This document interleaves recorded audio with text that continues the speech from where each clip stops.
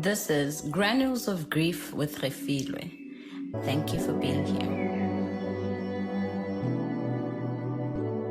Today, I will be talking to Tlotliso, who might introduce herself as someone else. Interestingly, I met Tlotliso weeks after my mother's death at the age of 14.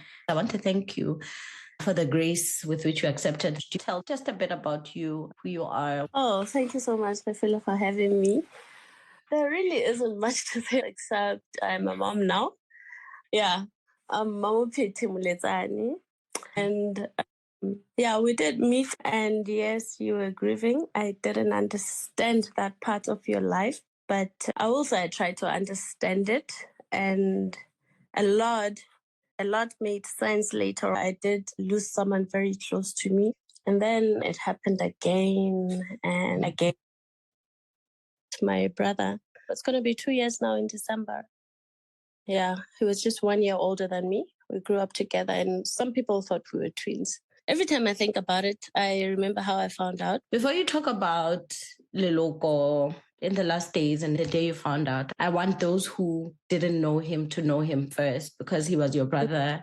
You grew up with him all the way up to the time that you guys are based in Brussels, you and your family in Brussels, and he's based in Rome. Tell us, who was he and what stands out to you when you think about him and growing up with him? You mentioned that people thought you were twins. That must mean... always been there. He's always been there. We grew up together. Everything we did together. Mm-hmm. And I went to Lindley High. He was in Secretary, but the distance didn't mean anything because we called each other every week. And back then, it was very expensive to make an international call, by the way. I was in South Africa, he was in Lesotho, and we talked about everything, all the challenges. He was my diary, and I was his. Nice. We were very, very close, and of course, we had our fights, but like siblings do. But we always managed to work everything out. He was my best friend. Yeah. He was my best friend. That's probably why I still have challenges now. And I can't talk to anyone because he was irreplaceable. So it was just in a nutshell, he was everything I had. I did lose people in my life. It's just different with him. It's so different that I look at my kids now. They're my greatest blessing. I wonder if having them is the best thing because they're going to experience this at some point in their lives. Yes. Oh, that is so... Yeah. So I become selfish sometimes and say, yes, I'm so happy I have them in my life. But having to deal with the fact that they might go through this or they're definitely going to go through this, it's just heartbreaking. I know what you mean. As a mother, I know exactly what you mean. But like you say, whether you're around, whether you're no longer there, you're going to experience it. And it is heartbreaking. Thank you so much. You refer to him as your diary. And that's beautiful. You were already into this. You were already into the day you lost Leloko. So please tell us a bit more about what you remember around the time you lost him. Well, my husband got a call from his wife, and I have no idea what they were saying, but I just knew. You know, when you just know something's not right and you don't want to know. Yeah. You don't want to confirm it. I didn't want to confirm it, but I knew. I could tell that he's trying to hide something, and I knew what it was, even though he didn't show any signs of leaving. You know, sometimes when you think someone is going to pass on, you try to say certain things, you try to do a lot of things with that person. But I had no signs. We were talking that morning. He was fine. A heart problem. But we thought it was under control because he did have surgery. He was in Rome, so we thought these are the best surgeons, everything. He was fine. He was doing well. He even visited me in Brussels. We even joked a lot about his surgery. Everything was fine. Even that morning, he was fine. There were no signs at all, but I knew. You just know. I just knew something was going on, and I don't remember what happened afterwards. It was just chaos afterwards. Chaos. Yep. Yeah, chaos. Sounds about right. It's just chaos. Yeah. That's how I can explain it. Things were just never the same afterwards. It was the 22nd December. So we were planning. Oh yeah, he was telling me he was going to buy clothes for my kids. Yeah, he used to buy them gifts and then send them to Belgium in big boxes. And yeah, that's what he was planning on doing that day. It just didn't happen. Apparently, he vomited, and I think it was blood. So the wife said it was blood, and then she immediately took him to the hospital. But he insisted he wanted to go shopping first. He wanted to go shopping. He'll still go to the hospital later. It wasn't a big deal. But she insisted, and then when he got to the hospital, cardiac arrest, and that was it. So sometimes you think maybe if he didn't go to the hospital and they didn't do anything to him, maybe he would have made it, and then you think again and say, what if fell on the street and, helpless. So it's just, you just don't want to think about it, but it comes and then you just keep wondering what really happened. The what ifs will never leave you alone. They say time heals, but I don't know. I don't know. I think it gets worse.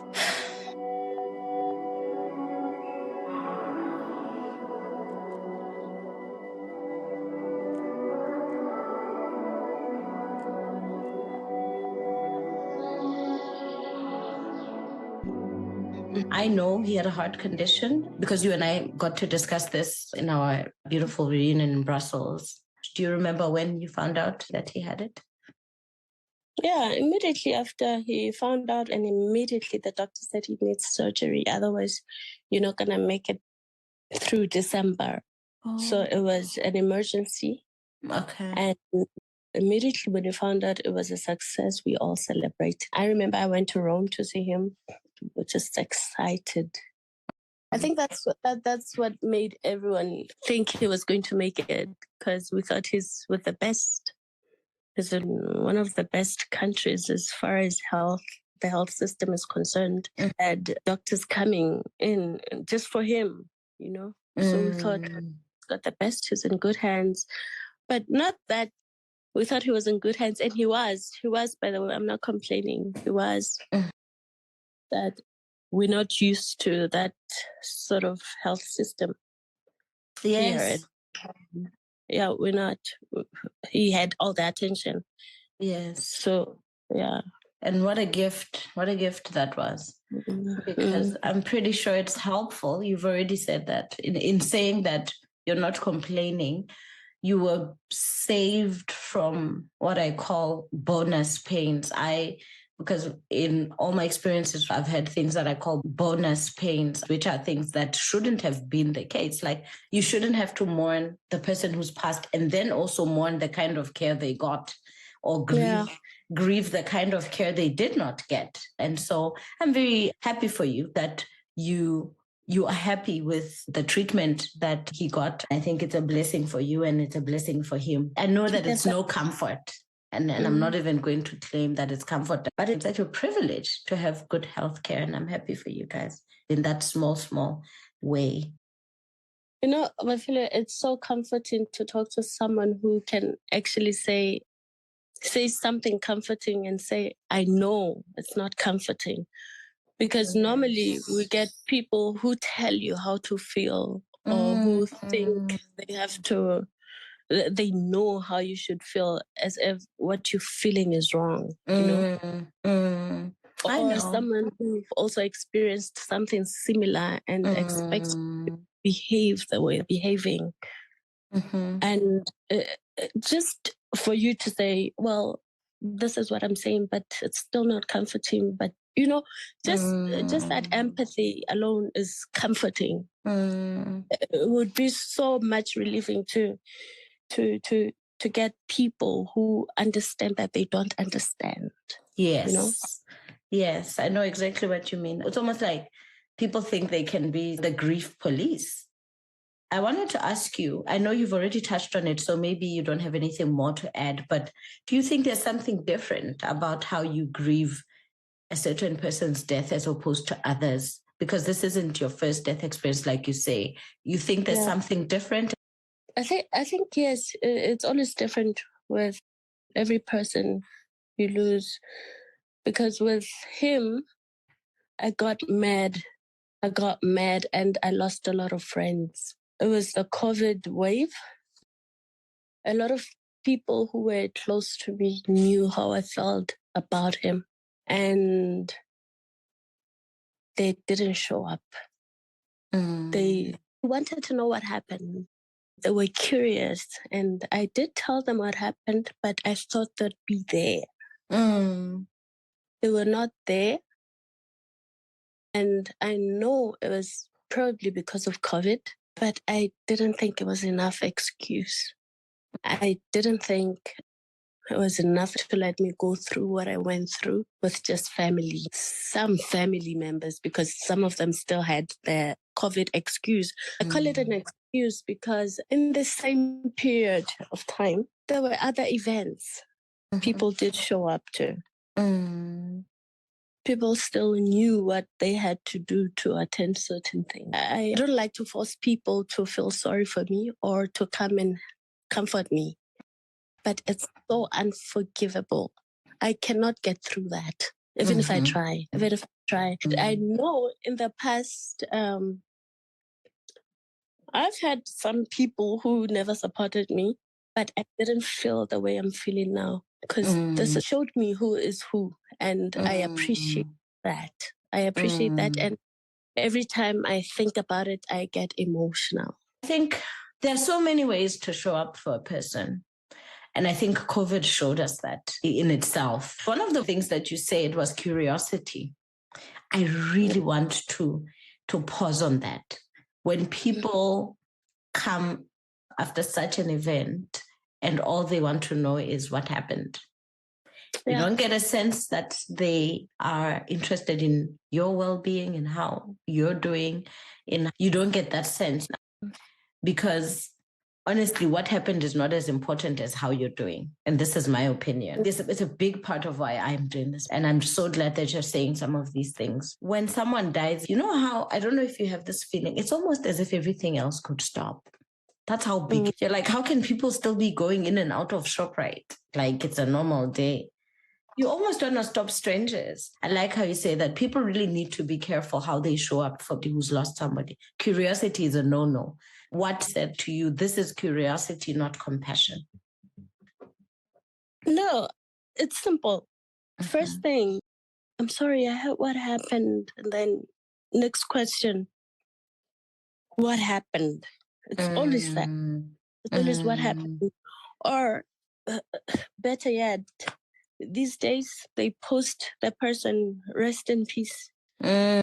Patients, age. That's what they do now. They just put that. I remember I fought with so many people. I'll just tell them, please remove this. I don't know what I was trying to achieve, but I couldn't fight social media. I couldn't fight it. And the worst thing is that it just happened so fast. Some of my family members didn't even know. Wow. And I still didn't believe it happened. And I just opened book and there he was.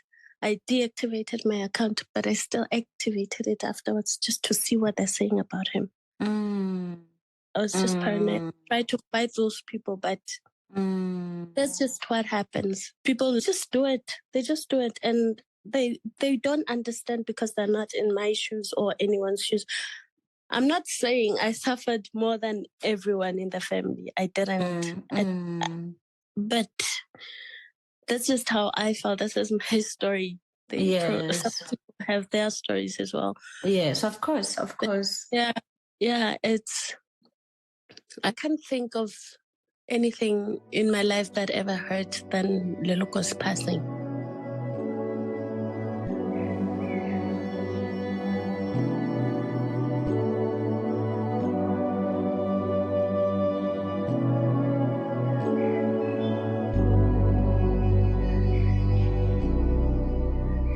I never lost anyone that people could post on social media. So this is new for me. Yeah, because I always wonder, if you put someone on social media, you're saying, let's talk about this person. That's basically what you're doing. Let's talk about this person publicly. It's just that, okay, let's all come in public and talk. I'm going to say this and I want the whole world to see that I've said this. I don't mind if one day you just decide to post someone you miss, but you should also think who that person is to you and who you are to that person's family. Yeah, I cannot just post anyone I miss, like an old friend, if I don't have any close relationship with the family. But I can post my brother if I want to. I can do that. He's my brother.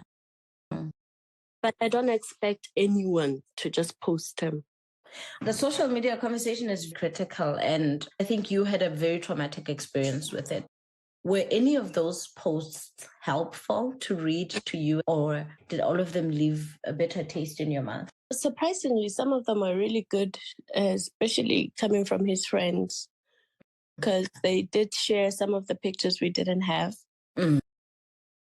They did talk about their experiences back in school, and it was really nice to read some of the things, but we knew who they were.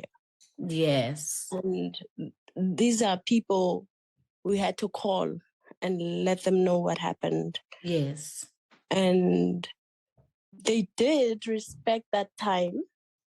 They posted everything after we posted, because we had to post it, because whether we like it or not, social media does help us in communicating quickly, to a large audience. Yes. So we did post it at some point to let other people know, because we're not going to know all his friends, and it was easy to do that. After that, yes, his friends did post a lot of memories that we liked, and I liked the pictures particularly because, some of the pictures with his friends I didn't have. I only had my pictures with him and the family, everything, So not everything was bad, but I think it was mostly the timing that did upset me. It was the timing. Because immediately when we found out, and already social media is going crazy. Oh, Leloko is gone. Where was he? Oh, yes. Rest in peace. Yes. Oh, what happened? And then now they had to discuss what really happened. Yes. And some people thought it was COVID, Yes. All that misinformation. So I think it goes back to you saying honestly that before you before you post, you need to do some thinking. I think it's often taken lightly, but it's important for people to know how it feels when you are in the center of that storm. Friends have every right to feel pain when their friend passes. But of course, there are people, we can't deny that in that moment, in the center of what you have appropriately called the chaos. And I think these are the people that we really need to think of as people who are supporting.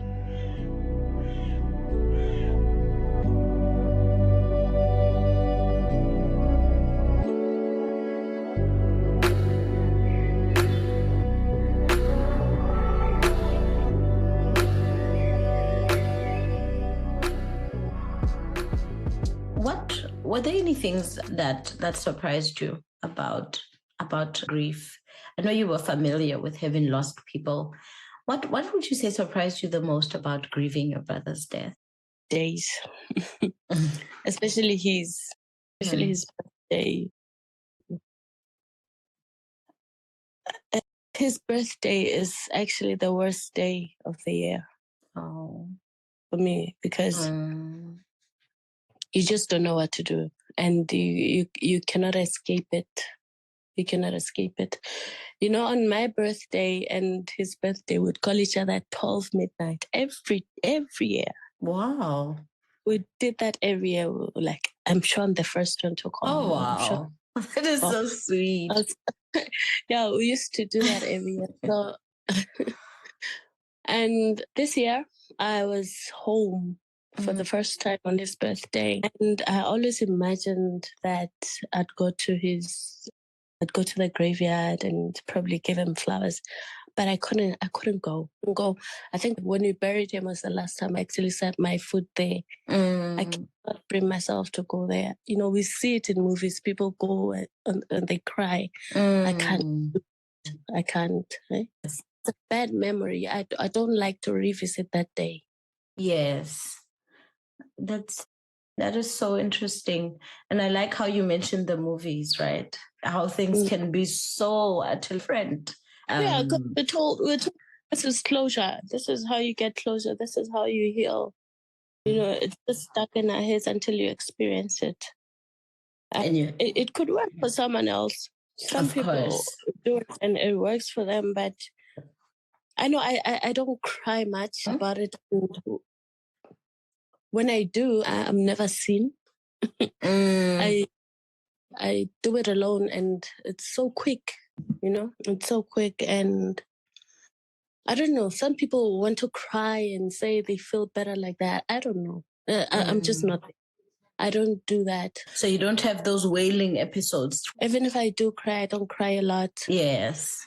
I feel like I told you, I think I want to feel, I want to feel it. I want to feel the pain, and it will go away one day. But yes, I know it's not just going to be overnight. Yes. There's no easy way out of the pain anyway. You're going to feel it. You have acknowledged that. And perhaps it's very symbolic of when they say grief is the price you pay for love, or something like that, or that where there's great love, there will be great grief. I think that's what it is, that you understand that the depth and the intensity of your relationship with him does not allow you to wake up one day and suddenly feel no pain. Yeah. I know some people think it's not healthy. They think it's not healthy. It could be bad for me. I don't want to lie to myself either.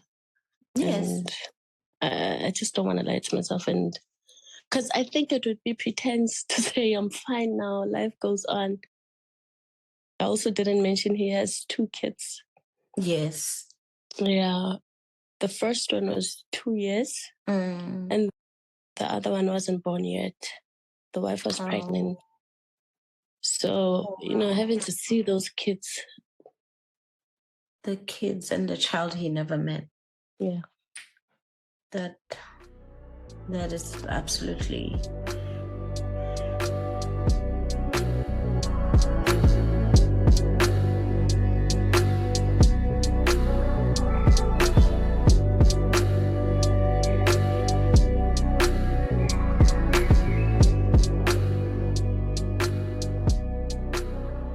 I think that counseling would be a big part of helping you process some of what you don't see. Because with grief, there's what we see, and then there's things that we may miss without the help of someone to walk us through the pain.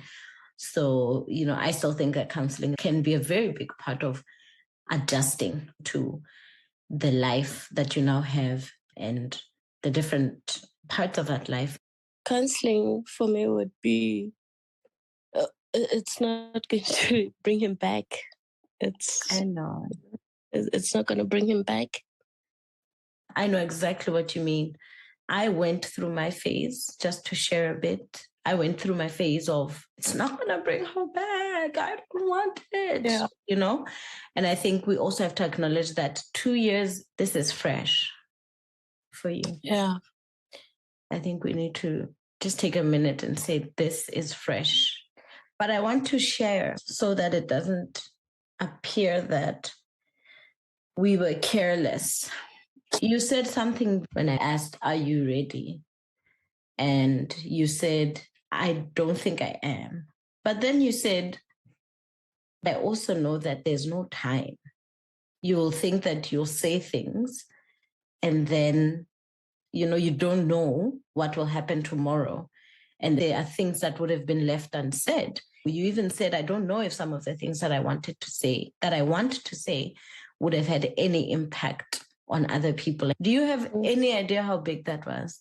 Do you have any idea how many people live their lives without comprehension that they could literally wake up? That is one of the gifts of grief. Grief is horrible, horrible. All of us would rather not lose the people we lost. But for me, I think one of the gifts, and it's a gift that you reminded me of when you wrote to me and you said, I could be gone tomorrow and I would have left things unsaid. Do you think that that's how you live your life now? Yeah, it's exactly how I said it. You never know what might happen tomorrow. You don't have to be sick. Anything can happen anytime. And there are always a lot of things that we want to share or say to the people we love that we don't say. Here in Lesotho, how we were brought up, we hardly ever tell our parents that we love them. No. Even our siblings. We would rather show them. We never tell them. You know how nice it is to be told you're loved? It's so nice that I've gotten used to it. I tell people I love them. And when you fight now, I'm able to sit down and say, let's talk about this. Let's fight and let's resolve our issues. Because I know myself, I wasn't like that. If we were fighting, my pride would just take over and I wouldn't care who says anything. If anything, don't I know that? If I was sorry, you'd see that I'm sorry. But for me to actually say I'm sorry, I can attest to the fact that you were not like that. I wasn't. But I've learned that sometimes saying I'm sorry, I love you, I miss you is just simple words, but very important. Yep. Yeah. Yep. Oh my God, Yep. I like that. I like that. And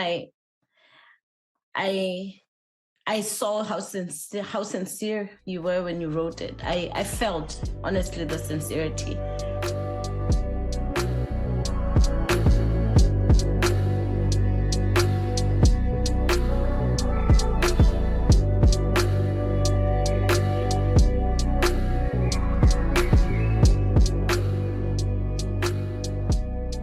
What works for you as far as coping mechanisms go? How do you cope? Because you've already said it's not counseling for me, not now.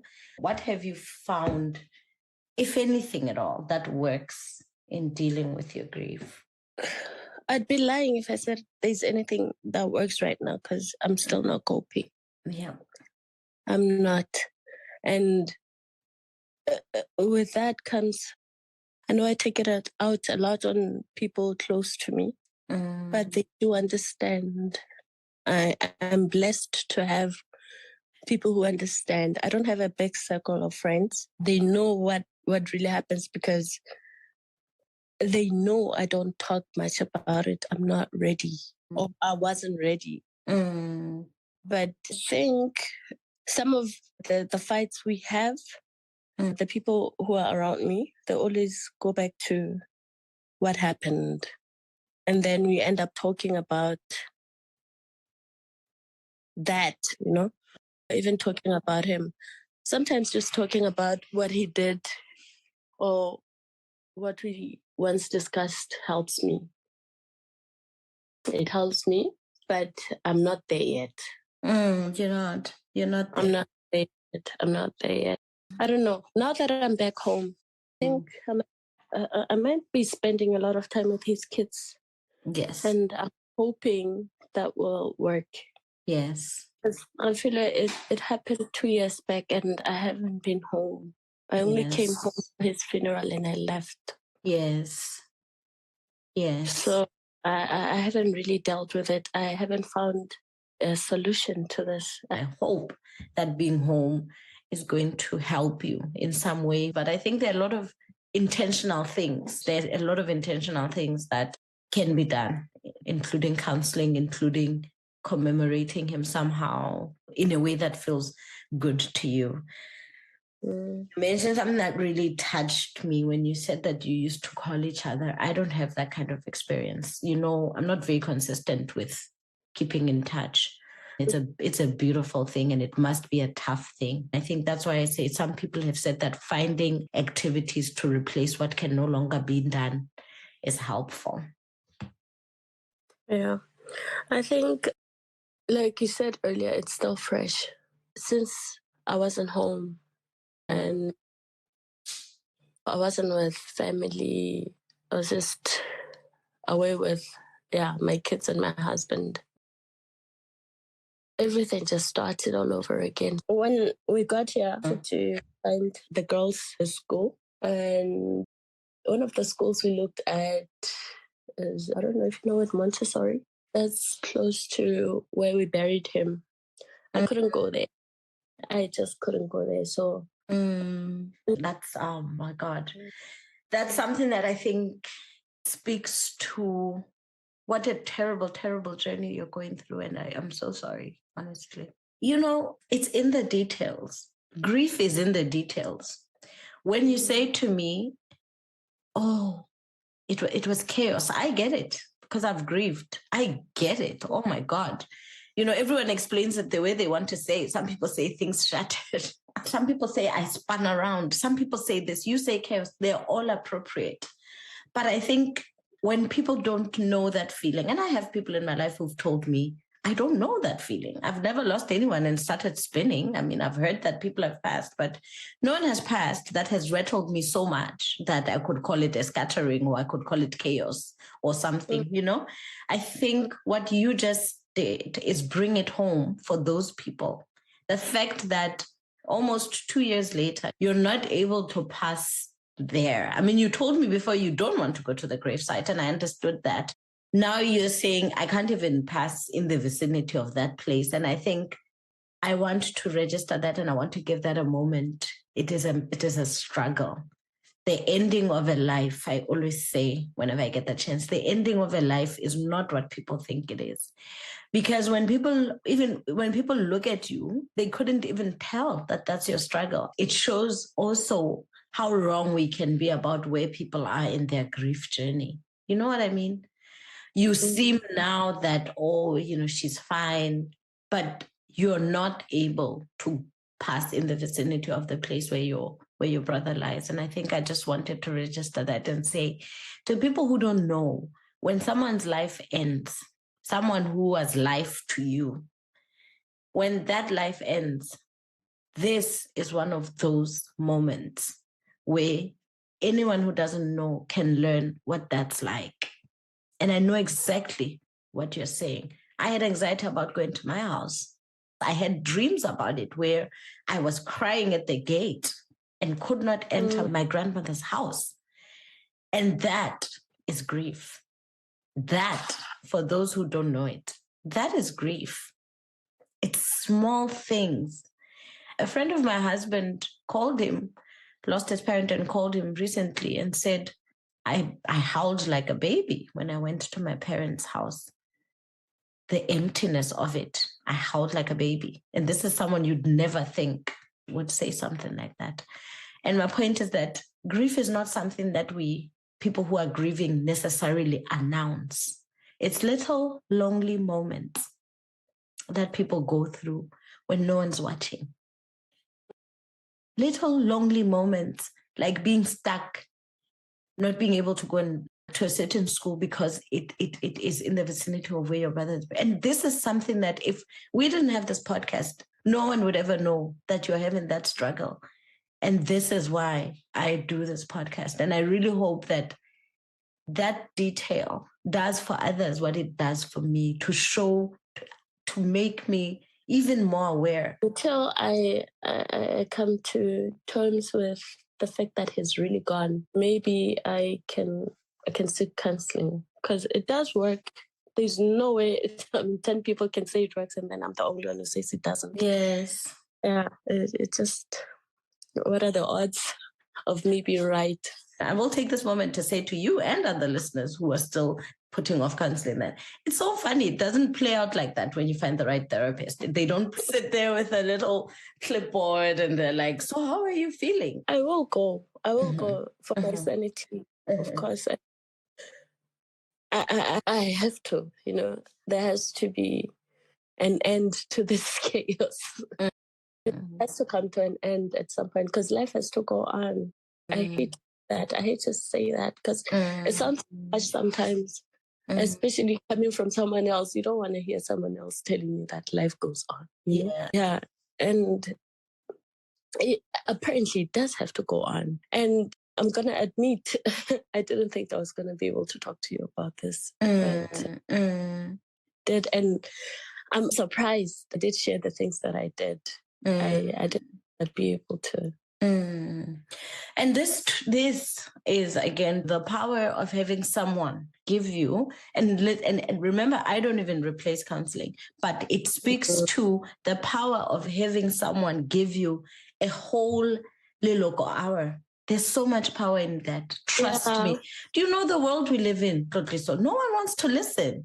No one wants to listen to you go on and on and on about this grandmother of yours. Like, what is wrong with her, But a therapist, you literally get to have a little hour where you process and reprocess and reconcile.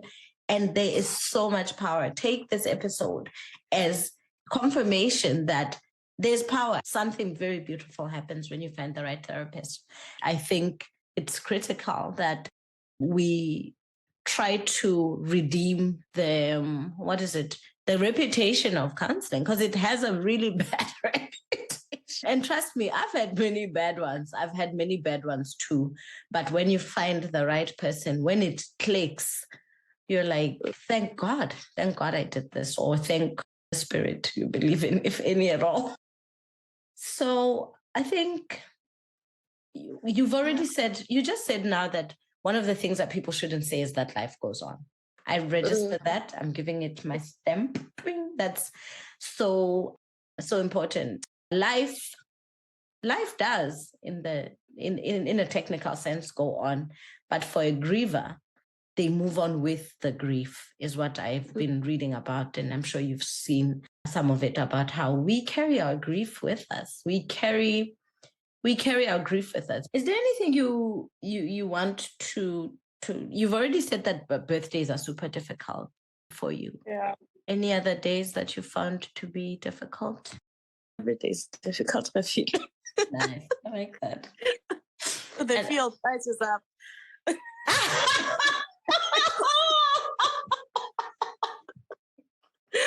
Oh my God. There comes that craziness. Oh my, she's letting it out.